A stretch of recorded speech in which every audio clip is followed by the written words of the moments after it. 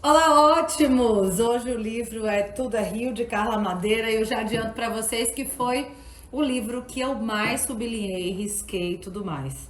Foram duas lidas, a primeira me tomou por completo, então eu já adianto. Você que está muito tempo sem ler e está querendo uma leitura mais fluida, esse é o livro. Você que lê bastante, você precisa conhecer a escrita de Carla Madeira.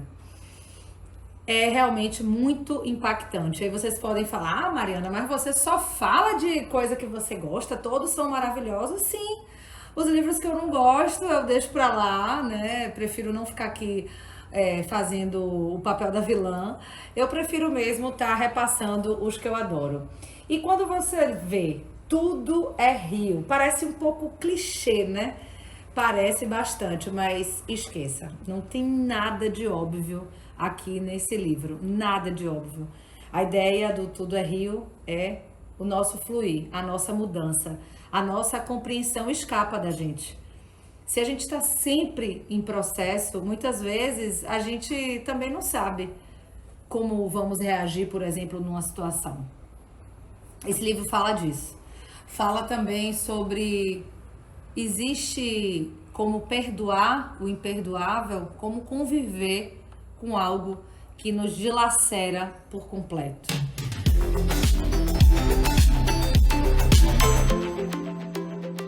Então, minha gente, eu tenho a felicidade também de ter postado essa resenha e a autora ter comentado. Graças a Deus, todas que eu tô fazendo, os autores estão comentando, como eu mostrei aqui, de Jefferson Tenório, O Avesso, da Pele. Teve também Cartas para Minha Avó, de Djamila, que eu fiz a resenha e ela também comentou. Então, assim, eu tô muito feliz com esse retorno, né? Ela disse, obrigado por escrever. E eu te digo, eu que te agradeço, viu, Carla? Muito obrigada por você escrever. Gosto de falar sempre sobre o livro em si. Já disse aqui algumas vezes que prefiro ele na minha mão. Eu adoro esse processo, né, de ter o livro. E aí essa capa, minha gente, é o reflexo aí do céu na água, né? E é esse processo justamente, né, de como isso pode ocultar um abismo. O final do livro fala sobre essa capa. Eu vou ler porque não compromete, né? Eu vou ler um trecho apenas para vocês entenderem sobre a poesia desse livro. Estavam diante de um caminho alagado, sob a superfície da água. Não era possível ver nada que não fosse o céu azul, mas ainda assim, o próximo passo trazia a possibilidade dos abismos. Mas alguma música já se podia ouvir. Ou seja, a gente está sempre nesse processo, né, dos abismos da nossa vida e também sempre podemos ter um outro olhar, uma outra dinâmica para não se afundar, para não entristecer de fato. E aí, tudo é rio, é isso, é tudo aquilo que a gente não pode se comprometer.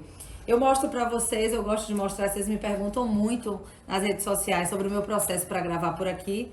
E aí eu escrevo aqui, ó, eu faço minhas resenhazinhas, vou colocando minhas observações, além do livro, ó como é que ele vem, né? Completamente feito aqui com várias anotações, marcações. A primeira vez que eu li, eu não fiz nenhuma observação. Por isso que eu disse que esse livro é para você também que tem muito tempo sem ler. Porque ele vai. Você vai lendo e precisando entender o que vai acontecer. É um livro que traz suspense, é um livro que traz pornografia, é um livro que traz mistério, incômodos dilacerantes, né? Adianto para vocês. E a história é o seguinte: é um triângulo amoroso entre Dalva, Venâncio, que é um casal, e Lucy, que é uma garota de programa. E para ser vista, para ser amada, para ser querida, né? Ela lida com esse corpo dela, a sexualidade. E tem relatos assim mínimos desse processo, né, de Lucy, dessa pornografia, de toda essa questão dela que beira o egoísta quando ela lida com o corpo dela. E aí,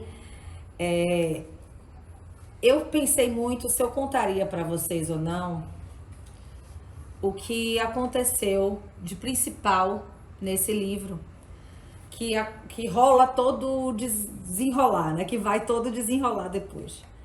E como ele acontece na página 20, são capítulos pequenos. Por exemplo, o capítulo 2 são uma página, na verdade. Capítulo 2, uma página, o capítulo 1, 2 páginas, então é o capítulo 3 que vem o fato que muda tudo. E eu resolvi falar, então se você não quiser saber, você adianta aí os próximos segundos.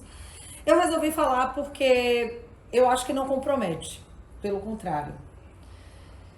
Essa narrativa aqui não é só da vítima, é também daquele que comete, é também do acusado. Me lembra muito Crime e Castigo, e que Raskolnikov, o personagem principal, mata 2 pessoas e diz que ele morreu um pouco ali também. É mais ou menos essa história de Venâncio. Venâncio tem um filho com Dalva. E essa relação é invejada. As pessoas se incomodam de ver aquilo, né? Como é que alguém pode ser tão feliz? É um desaforo para a solidão, todo esse amor. Mas quando o filho dele nasce e que ela tá numa situação com os mínimos de detalhes, ele vê ela tirando o peito para amamentar, é como se você estivesse na hora, porque o relato é tão... E ele sente o ciúme tomar conta dele, o bico do peito dela arrepiado para dar de mamar pro filho. Ele espanca a mulher, a Dalva, e joga o filho longe. A gente sabe que esse filho some, mas não sabe o final. E a gente só vai saber realmente no último capítulo o que aconteceu com Vicente, filho de Dalva e Venâncio. Eu separei aqui um trecho que fala assim: a loucura começa como a doença miúda, vai se alastrando célula a célula, ocupando tudo, destruindo a saúde, acabando com a vida de quem não encontra recurso para deter os pensamentos ruins, fazedores dos mais profundos infernos. E Lucy, né, que é a garota de programa, ela é órfã, criada por uma tia. E se esse caso me causou um incômodo, o relato de Lucy também. Porque Lucy vai ser criada por uma tia, né? Essa tia tem um marido e tem algo que rola entre Lucy e o marido dela. E como ele a viu pequena, né? Todos esses relatos causaram assim um certo incômodo. Mas eu adianto que a maior parte do incômodo causado por Lucy é muito mais voltado para a repressão da sexualidade feminina, que nem todo mundo está preparado ali para ler, né? É uma garota, é uma prostituta que gostava de dar, como é relatado aqui. Então nem sempre não, acho que na maioria das vezes a sociedade não está preparada para uma mulher que tem essa sexualidade tão liberta e tão tranquila como é de Lucy. Mas a gente sabe que muitas coisas são escondidas, né? Relacionadas a algumas atitudes. Então essa atitude dela talvez também seja um desejo de ser amada, de ser desejada, de ser querida, de ser vista. É erótico, tem suspense. E aí, a partir desse fato de Venâncio com Dalva, fica esse questionamento: não é possível perdoar, né, alguém que nos causou uma dor profunda? É complicado. Esse livro desobedece a ordem cronológica.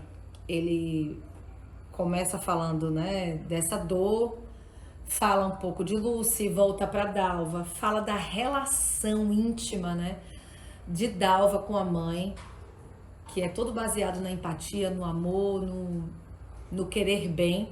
Uma curiosidade sobre esse livro, Carla Madeira disse que começou a escrever ele em 1997. Era para falar, na verdade, de Francisca. Francisca, aqui no livro, é extremamente coadjuvante. Ela é a pessoa que ajudou muito a mãe de Dalva e que também vai ajudar Venâncio quando acontece esse episódio com o filho dele. Mas Francisca aqui se torna coadjuvante. Carla diz que ela paralisou por 14 anos. Nos diz aqui no livro. Eu pesquisei sobre a vida dela e sobre esse processo dela criativo. Ela paralisou 14 anos depois de escrever esse episódio de Venâncio com Dalva e o filho, em que ele arremessa o filho. E ela só conseguiu voltar a escrever esse livro 14 anos depois, e quando ele foi lançado em 2014. Ela voltou a escrever em 2011. São muitas curiosidades relacionadas a esse livro, inclusive uma das maiores escritoras do nosso país, né, a Marta Medeiros, escreveu A Orelha, e no primeiro momento eu tomei um susto com o relato dela, porque ela fala assim, quando a gente lê Carla Madeira, a gente sente raiva, raiva, mas é aquela raiva de, tipo, da invejinha boa, né, ela fala, mas aí a gente tem que ter humildade para poder divulgar cada vez mais Carla, porque todo mundo merece ler Carla. O prefácio é de Cris Guerra, que tem uma frase que eu acho que define muito bem a Carla Madeira. Carla não escreve, ela borda. E eu reforço essa fala. Como eu escrevo muito aqui, eu vou consultar aqui um pouquinho as minhas escritas para poder trazer para vocês um pouquinho dessa beleza, desse bordar de Carla Madeira. Até Venâncio chegar nesse ato de extrema violência, ele demonstrou sinais de agressividade. E é o que a gente conhece como ciclo da violência, que a mulher sofre até chegar a esse nível mais alto. Aqui não é dito o ciclo da violência, nem é explicado de forma didática o que uma mulher vítima de violência sofre. Mas aqui fala detalhadamente como pensa o abusador, como pensa o Venâncio nesse caso. E diante de uma situação em que Venâncio foi agressivo, a mãe de Dalva diz o seguinte: e agora o que acontece? Você pede perdão. E o perdão faz o que por todos nós? Faz esquecer? Faz cicatrizar as feridas de bambu? Você acha que o perdão pode apagar o medo e a solidão que Dalva sentiu? Fazer ela desver o que viu? O perdão não muda o passado.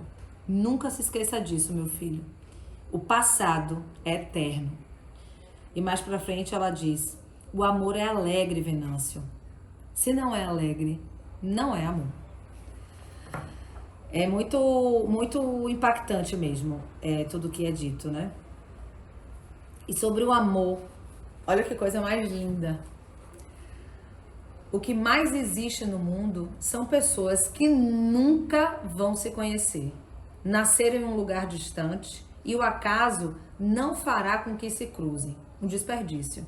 Muitos desses encontros destinados a não acontecer poderiam ter sido arrebatadores, por afinidade, por atração que não se explica, por força das circunstâncias, por químicas ocultas, quem pode saber? Quanto amor se perde nessa falta de sincronia? Não é preciso ir longe. Alguém pode passar pela esquerda enquanto olhamos distraídos para a direita. Por um triz, o paralelo nos obriga ao desencontro interno, eterno. Por um triz, o paralelo nos obriga ao desencontro eterno. É preciso uma coincidência qualquer para que o amor se instale. Existe um certo milagre nos encontros. Não é tolo dizer que o amor é sagrado. Carla, você realmente esperou 14 anos para escrever e ainda bem que você escreveu, viu? Ela sempre nos estimula a não paralisar na dor, para que a dor não nos defina. E tem frases como: quem deita demais, né, nesse momento de tristeza, quem deita demais, o sofrimento monta. Um dia feliz tem mais poder que a tristeza de uma vida inteira. Então é um estímulo sempre ao porquê que a gente está aqui. A gente tem a obrigação de procurar, né, essa nossa melhora. O nome da mãe dela, de Dalva, é Aurora. E eu acho que as passagens de Aurora, que é o amanhecer, nos trazem essa luz mesmo. Ela sempre tem as melhores coisas para dizer. Olha o que ela disse aqui. É para varrer? Vamos varrer. Se você dança com a vassoura, ela dança com você. Se é para lavar, lave. Que a alma sai limpa do esforço. Sofrer com miudeza é querer ser infeliz. Ignore o cisco. Se o corpo cansa, dê a ele um tempo. Quase tudo pode esperar. Nunca lamentava a Aurora. Dava um jeito de trazer a alegria para perto. E como o rio corre para o mar, a alegria sempre dava um jeito de amanhecer com a Aurora. Tinha saúde. Pois é, gente, eu passaria aqui lendo milhões de trechos aqui para vocês, que são de fato impactantes. A gente precisa ler mais de uma vez, assim, para poder pegar essas falas. E eu vou ler só uma última, porque eu não aguento, tá? Para encerrar esse livro que fala desde a abertura das nossas mudanças, dos nossos abismos, de como lidar com as nossas questões, de como nós não temos o domínio de tudo sempre. Muitas vezes a gente precisa acreditar no destino, no correr da vida, e dando a entender que a gente não tem esse domínio, né? Tem uma parte que ela fala sangue, suor, sêmen, é tudo fluindo. Muitas coisas que a gente não tem esse domínio. Ela vai assim do mais escrachado, tosco, não sei se tosco é a melhor palavra, mas tem relatos vulgares, eróticos, até o sublime, coisa mais linda. Eu deixo o erótico para vocês verem depois, né? Os relatos da sedução de Lucy, bem forte, adianto. Mas eu quero deixar aqui uma frase que também me impactou muito sobre a gente não ter domínio de tudo. E finalizo aqui. Algumas vezes as mudanças acontecem na marra. Uma guilhotina afiada corta as nossas mãos e todas as rédeas escapam. É o que pensamos ter acontecido. Até que a gente se dá conta que nunca houve rédeas. Ninguém monta na vida. Brincamos de escolher, brincamos de poder conduzir o destino. Precisamos dessa ilusão para viver os dias de antes. Dias em que podemos tudo, só porque pensamos poder. E então, a vontade do que está fora da gente joga a sua sombra densa e pegajosa. Ficamos prisioneiros do que não queremos, muito antes da morte. Carla Madeira, minha gente, nasceu em Belo Horizonte em 64, largou o curso de matemática e se formou em jornalismo e publicidade.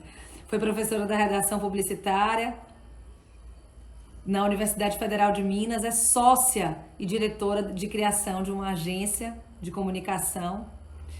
Em 2014 ela lançou esse livro e em 2018 ela lançou A Natureza da Mordida, e eu sei que ela já lançou recentemente o livro Véspera, que eu vou ler com certeza. Carla Madeira não escreve, ela borda, como diz Cris Guerra. E sobre seu comentário, Carla, obrigado por escrever.